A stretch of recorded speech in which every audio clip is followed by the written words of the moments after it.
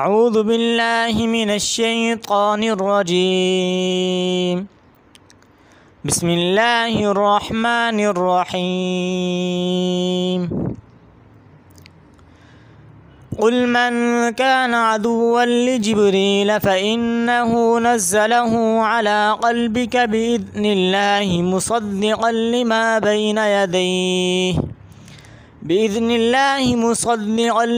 بين يديه وهدى وبشرى للمؤمنين۔ ترجمہ دیکھتے ہیں۔ قل من كان عدوا لجبريل، کہہ دیجئے جو کوئی جبریل علیہ السلام کا دشمن ہے، فإنه نزله على قلبك بإذن الله، تو بے شک اسی نے نازل کیا ہے اس قرآن کو آپ کے دل پر اللہ تعالیٰ کے حکم سے، مصدقا لما بین یدیہ، تصدیق کرنے والا ہے اس کتاب کی جو اس سے پہلے ہے، وَهُدًى وَبُشْرَى لِلْمُؤْمِنِينَ، اور ہدایت اور خوشخبری ہے مومنین کے لیے۔ من کان عدوا للہ، جو کوئی اللہ تعالیٰ کا دشمن ہے، وملائکتہ، اور اس کے فرشتوں کا، ورسلہ، اور اس کے رسولوں کا، وجبریل ومیکائیل، اور جبرائیل اور میکائیل علیہ السلام کا، فإن اللہ عدو للکافرین، تو بے شک اللہ تعالیٰ دشمن ہے کافروں کا۔ وَلَقَدْ أَنزَلْنَا إِلَيْكَ آيَاتٍ بَيِّنَاتٍ، اور البتہ تحقیق نازل کی ہم نے آپ کی طرف واضح آیتیں، واضح نشانیاں۔ وَمَا يَكْفُرُ بِهَا إِلَّا الْفَاسِقُونَ، اور نہیں کفر کرتے ان کے ساتھ مگر نافرمانی کرنے والے فاسق لوگ۔ او کلما عاہدوا عہدا نبذہ فریق منہم، او کلما عاہدوا، کیا جب بھی عہد کیا انہوں نے، عہدن کوئی عہد، نبذہ فریق منہم، تو پھینک دیا اس کو ایک فریق نے ان میں سے، بل اکثرهم لا یؤمنون، بلکہ اکثر ان میں سے ایمان نہیں لاتے۔ ولما جاءہم رسول من عند اللہ، اور جب آیا ان کے پاس کوئی رسول من عند اللہ، اللہ تعالیٰ کی طرف سے، اللہ تعالیٰ کے پاس سے، مصدق لما معہم، تصدیق کرنے والا ہے اس کتاب کی جو ان کے پاس ہے، نبذ فریق من الذین اوتوا الکتاب، تو پھینک دی ایک فریق نے ان لوگوں میں سے جو دیے گئے تھے کتاب اللہ وراء ظہورہم، اللہ تعالیٰ کی کتاب اپنی پیٹھوں کے پیچھے، کأنہم لا یعلمون، گویا کہ وہ نہیں جانتے۔ واتبعوا ما تتلو الشیاطین علی ملک سلیمان، اور انہوں نے اتباع کیا اس کا جو شیاطین پڑھتے تھے، علی ملک سلیمان علیہ السلام کی بادشاہی میں۔ وما کفر سلیمان ولکن الشیاطین کفروا، وما کفر سلیمان، اور نہیں کفر کیا سلیمان علیہ السلام نے، ولکن الشیاطین کفروا، لیکن شیطانوں نے کفر کیا۔ ولکن الشیاطین کفروا یعلمون الناس السحر، اور لیکن شیطانوں نے کفر کیا، وہ سکھلاتے تھے لوگوں کو جادو۔ وما انزل علی الملکین، اور پیروی کی اس کی جو نازل کیا گیا دو فرشتوں پر، ببابل ہاروت و ماروت، بابل شہر میں ہاروت اور ماروت پر۔ وما يعلمان من احد حتى يقولا، اور نہیں سکھلاتے تھے وہ دونوں فرشتے کسی کو بھی، حتى يقولا، یہاں تک کہ وہ پہلے کہتے، انما نحن فتنة فلا تکفر، ہم تو صرف آزمائش ہیں لہذا تو کفر نہ کر۔ فَيَتَعَلَّمُونَ مِنْهُمَا مَا يُفَرِّقُونَ بِهِ بَيْنَ الْمَرْءِ وَزَوْجِهِ، پھر لوگ سیکھتے تھے ان دونوں سے وہ جادو کہ وہ جدائی ڈالتے تھے اس کے ذریعے بین المرء و زوجی، مرد اور اس کی بیوی کے درمیان. وما هم بضارین به من احد الا باذن اللہ، وما هم بضارین به، اور وہ نقصان پہنچانے والے نہیں تھے اس جادو کے ساتھ، من احد کسی کو بھی، الا باذن اللہ مگر اللہ تعالیٰ کے حکم کے ساتھ. وَيَتَعَلَّمُونَ مَا يَضُرُّهُمْ وَلَا يَنفَعُهُمْ، اور سیکھتے تھے لوگ وہ علم جو ان کو نقصان پہنچاتا تھا، وَلَا يَنفَعُهُمْ، اور نفع نہیں دیتا تھا انہیں. وَلَقَدْ عَلِمُوا لَمَنِ اشْتَرَاهُ مَا لَهُ فِي الْآخِرَةِ مِنْ خَلَاقٍ، اور البتہ تحقیق جان لیا انہوں نے، لَمَنِ اشْتَرَاهُ، البتہ جس نے خریدا اس جادو کو، مَا لَهُ فِي الْآخِرَةِ مِنْ خَلَاقٍ، اس کے لیے آخرت میں کوئی حصہ نہیں ہوگا. وَلَبِئْسَ مَا شَرَوْا بِهِ أَنفُسَهُمْ،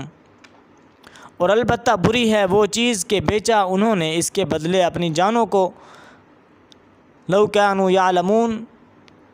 کاش کہ وہ جانتے ہوتے. وَلَوْ أَنَّهُمْ آمَنُوا وَاتَّقَوْا لَمَثُوبَةٌ مِّنْ عِندِ اللَّهِ خَيْرٌ. وَلَوْ أَنَّهُمْ آمَنُوا، اور اگر بے شک وہ ایمان لاتے، وَاتَّقَوْا، اور تقوی اختیار کرتے، لَمَثُوبَةٌ مِّنْ عِندِ اللَّهِ خَيْرٌ، تو البتہ ثواب ملتا اللہ کے ہاں سے بہت بڑا. لَوْ كَانُوا يَعْلَمُونَ، کاش کہ وہ جانتے ہوتے. آج کے درس میں ہم نے جو پہلی آیت پڑھی، قُلْ مَنْ كَانَ عَدُوًّا لِجِبْرِيلَ فَإِنَّهُ نَزَّلَهُ عَلَىٰ قَلْبِكَ بِإِذْنِ اللَّهِ، کہہ دیجئے کہ جو کوئی ہے جبرائیل کا دشمن تو بے شک اسی نے نازل کیا اس قرآن کریم کو آپ کے دل پر اللہ تعالیٰ کے حکم کے ساتھ. تو اس آیت کا واقعہ یہ ہے کہ بعض یہودیوں نے حضرت صلی اللہ علیہ وسلم سے کہا تھا کہ آپ کے پاس جبرائیل علیہ السلام وحی لاتے ہیں، وہ چونکہ ہمارے لیے بڑے سخت احکام لایا کرتے تھے، اس لیے ہم انہیں اپنا دشمن سمجھتے ہیں. اگر کوئی اور فرشتہ وحی لا رہا ہوتا تو ہم کو کچھ غور کر سکتے تھے. یہ آیت پھر اس کے جواب میں نازل ہوئی ہے، اور اس کا جواب کا حاصل یہ ہے کہ حضرت جبرائیل علیہ السلام تو محض پیغام پہنچانے والے ہیں، جو کچھ لاتے ہیں اللہ تعالیٰ کے حکم سے لاتے ہیں، لہٰذا نہ ان سے دشمنی کی کوئی معقول وجہ ہے اور نہ اس کی وجہ سے اللہ تعالیٰ کے کلام کو رد کرنے کا کوئی معنی ہے. اس کے بعد ہم نے ایک اور آیت پڑھی ہے، آیت نمبر 102 ہے، وَاتَّبَعُوا مَا تَتْلُو الشَّيَاطِينُ عَلَىٰ مُلْكِ سُلَيْمَانَ، اور انہوں نے اتباع کیا اس کا جو شیاطین پڑھتے تھے سلیمان علیہ السلام کی بادشاہی میں. وَمَا كَفَرَ سُلَيْمَانُ وَلَٰكِنَّ الشَّيَاطِينَ كَفَرُوا يُعَلِّمُونَ النَّاسَ السِّحْرَ، اور نہیں کفر کیا سلیمان علیہ السلام نے، اور لیکن شیطانوں نے کفر کیا، وہ سکھلاتے تھے لوگوں کو جادو.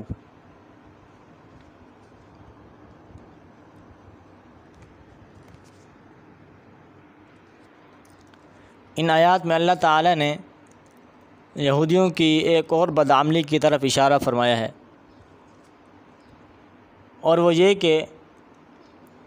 جادو ٹونے کے پیچھے لگنا شرعاً ناجائز تھا، بالخصوص اگر جادو میں شرکیہ کلمات منتر کے طور پر پڑھے جائیں تو ایسا جادو کفر کے مرادف ہے. حضرت سلیمان علیہ السلام کے زمانے میں کچھ شیاطین نے، جن میں انسان اور جنات دونوں شامل ہو سکتے ہیں، بعض یہودیوں کو یہ پٹی پڑھائی کہ حضرت سلیمان علیہ السلام کی سلطنت کا سارا راز جادو میں مضمر ہے، اور اگر تم جادو سیکھ لو گے تو تمہیں بھی حیرت انگیز اقتدار نصیب ہوگا. چنانچہ یہ لوگ جادو سیکھنے اور اس پر عمل کرنے میں لگ گئے۔ حالانکہ جادو پر عمل کرنا نہ صرف ناجائز تھا بلکہ اس کی بعض قسمیں کفر تک پہنچتی تھیں۔ دوسرا غضب یہودیوں نے یہ کیا کہ خود حضرت سلیمان علیہ السلام کو جادوگر قرار دے کر ان کے بارے میں یہ مشہور کر دیا کہ انہوں نے آخری عمر میں بتوں کو پوجنا شروع کر دیا تھا۔ ان کے بارے میں یہ جھوٹی داستانیں انہوں نے اپنی مقدس کتابوں میں شامل کر دیں جو آج تک بائبل میں درج چلی آتی ہیں۔ چنانچہ بائبل کی کتاب سلاطین اول ہے، اس کے صفحہ نمبر 1 سے 11 تا 21 میں ان کے معاذ اللہ مرتد ہونے کا بیان آج بھی موجود ہے۔ قرآن کریم نے اس آیت میں حضرت سلیمان علیہ السلام پر اس ناپاک بہتان کی تردید فرمائی۔ اس سے یہ بات بھی واضح ہو جاتی ہے کہ جن لوگوں نے قرآن کریم پر الزام لگایا ہے وہ یہودیوں اور عیسائیوں کی کتابوں سے ماخوذ ہے۔ وہ کتنا غلط الزام ہے۔ یہاں قرآن کریم صریح بالکل واضح الفاظ میں یہود و نصارہ کی کتابوں کی تردید کر رہا ہے۔ حقیقت تو یہ ہے کہ آن حضرت صلی اللہ علیہ وسلم کے پاس ایسا کوئی ذریعہ نہیں تھا کہ جسے وہ خود معلوم کر سکتے کہ یہودیوں کی کتابوں میں کیا لکھا ہے۔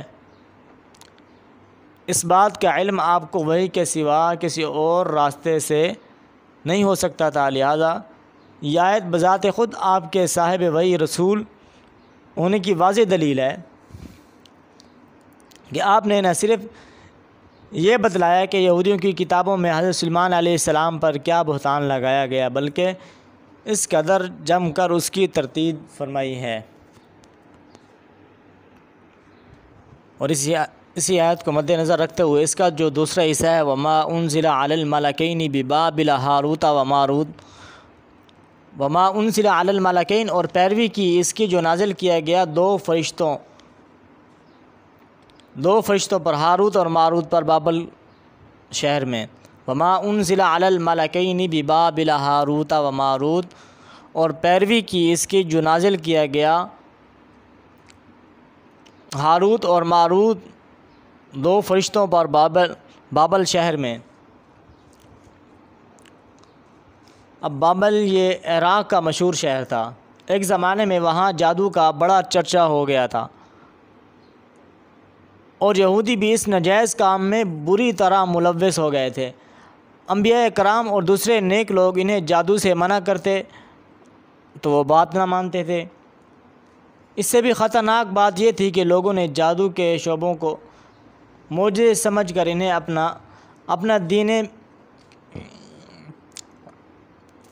اپنا دینی مقتدا بنا لیا تھا۔ اس موقع پر اللہ تعالیٰ نے اپنے دو فرشتے جن کا نام ہاروت اور ماروت، جن کا تذکرہ ابھی ہم نے اس آیت میں کیا وما انزل علی الملکین ببابل ہاروت و ماروت،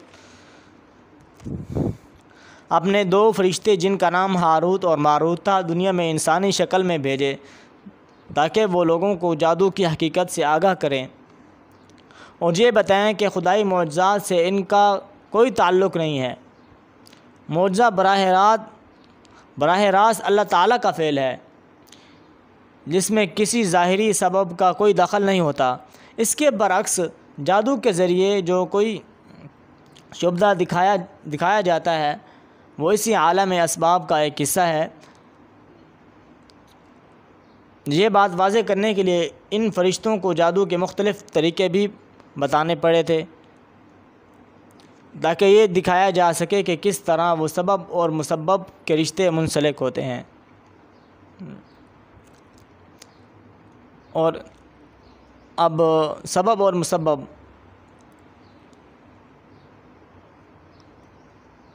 اس سے جو رشتے منسلک ہوتے ہیں، سبب اور مسبب کو سمجھنے کے لیے یہ تو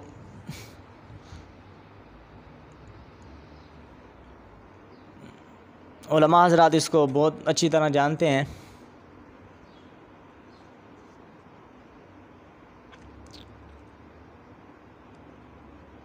ان فرشتوں کو جادو کے مختلف طریقے بھی بتانے پڑے تھے تاکہ وہ یہ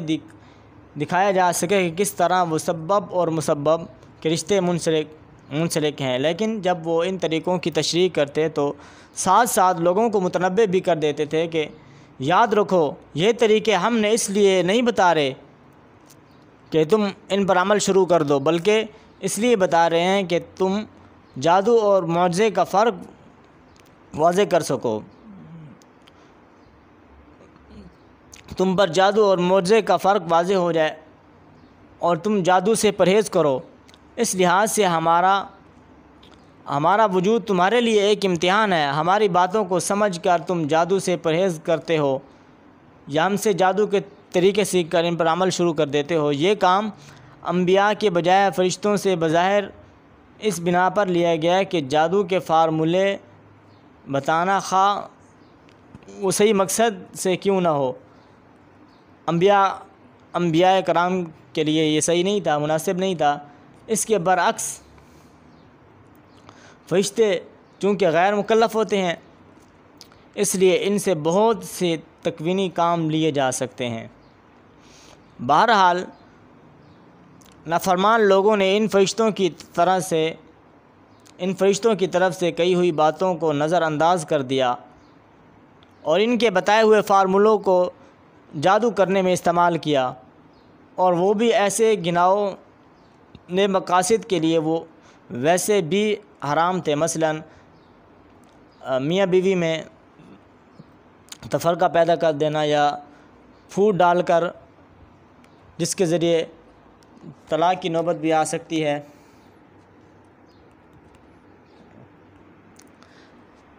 میاں بیوی میں پھوٹ ڈال کر نوبت طلاق تک پہنچا دینا۔ اس کے بعد آیت نمبر 102 کے اندر ہے وَلَقَدْ عَلِمُوا لَمَنِ اشْتَرَاهُ مَا لَهُ فِي الْآخِرَةِ مِنْ خَلَاقٍ، اور البتہ تحقیق انہوں نے جان لیا کہ البتہ جس نے خریدا اس جادو کو تو اس کے لیے آخرت میں کوئی حصہ نہیں ہوگا۔ یہاں سے جملہ معترضہ کے طور پر ایک اور اصولی غلطی پر متنبہ کیا جا رہا ہے، اور وہ یہ کہ جادو پر ایمان رکھنے والے یہ سمجھتے تھے کہ جادو میں بذات خود ایسی تاثیر موجود ہے جس سے مطلوبہ نتیجہ خود بخود اللہ تعالیٰ کے حکم کے بغیر بھی برآمد ہو جاتا ہے، گویا اللہ چاہے یا نہ چاہے وہ نتیجہ پیدا ہو کر رہے گا۔ یہ عقیدہ بذات خود کفر تھا۔ اس لیے یہ واضح کر دیا کہ دنیا کے دوسرے اسباب کی طرح جادو بھی محض ایک سبب ہے، اور دنیا میں کوئی سبب بھی اپنا مسبب یا نتیجہ، یہ سبب اسباب سے ہے، پیچھے جو لفظ گزرا ہے سبب اور مسبب کے نام سے، اور مسبب جو ہوتا ہے یہ اس کو نتیجہ بھی میرے خیال میں غالباً کہا جاتا ہے۔ اس لیے یہ واضح کر دیا کہ دنیا میں دوسرے اسباب کی طرح جادو بھی محض ایک سبب ہے، اور دنیا میں کوئی سبب بھی اپنا مسبب یا نتیجہ اس وقت تک ظاہر نہیں کر سکتا جب تک اللہ تعالیٰ کی مشیت اس کے ساتھ متعلق نہ ہو۔ کائنات کی کسی چیز میں بذات خود نہ کسی کو نفع پہنچانے کی طاقت ہے اور نہ نقصان پہنچانے کی، لہذا اگر کوئی ظالم کسی پر ظلم کرنا چاہتا ہے تو وہ اللہ کی قدرت اور مشیت کے بغیر کچھ نہیں کر سکتا۔ البتہ چونکہ یہ دنیا ایک امتحان کی جگہ ہے، اس لیے یہاں اللہ کی سنت یہ ہے، اللہ کا طریقہ یہ ہے کہ جب کوئی شخص اللہ کی نافرمانی کرتے ہوئے کوئی گناہ کرنا چاہتا ہے یا کسی پر ظلم کرنا چاہتا ہے تو اگر اللہ تعالیٰ تکوینی مصلحت کے مطابق سمجھتا ہے تو اپنی مشیت سے وہ کام کرا دیتا ہے، اور اسی کے نتیجے میں ظالم کو گناہ اور مظلوم کو ثواب ملتا ہے، ورنہ اگر اسے اس کام کی قدرت ہی نہ دے تو امتحان کیسے؟ لہذا جتنے گناہ کے کام دنیا میں ہوتے ہیں وہ اللہ تعالیٰ ہی کی قدرت اور مشیت سے ہوتے ہیں، اگرچہ اس کی رضامندی ان کو حاصل نہیں ہوتی، اور اللہ تعالیٰ کی مشیت اور اس کی رضامندی میں فرق یہی ہے کہ مشیت اچھے برے ہر کام سے متعلق ہو سکتی ہے، مگر رضامندی صرف جائز اور ثواب کے کاموں میں مخصوص ہوتی ہے۔ اس کے بعد اللہ تعالیٰ فرماتے ہیں وَلَبِئْسَ مَا شَرَوْا بِهِ أَنفُسَهُمْ، اور البتہ بری ہے وہ چیز کہ بیچا انہوں نے اس کے بدلے اپنی جانوں کو، لَوْ كَانُوا يَعْلَمُونَ، کاش کہ وہ جانتے ہوتے۔ اس آیت کے شروع میں تو یہ کہا گیا ہے کہ وہ حقیقت جانتے ہیں، جو مشرکانہ جادو کا خریدار ہوگا اس کا آخرت میں کوئی حصہ نہیں، لیکن